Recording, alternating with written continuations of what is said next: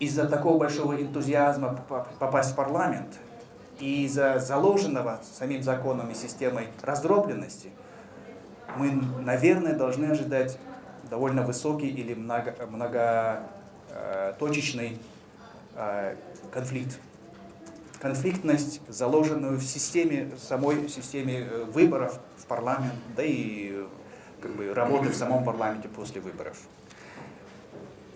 Эта конфликтность не означает... Я даже далек от того, что там 29 ноября может случиться 4-я или 5-я революция.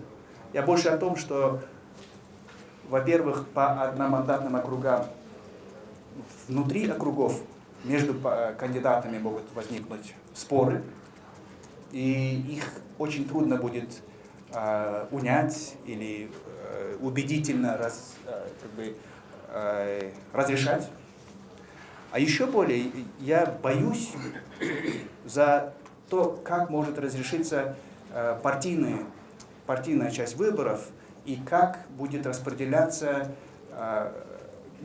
мандаты по преференциальным голосам.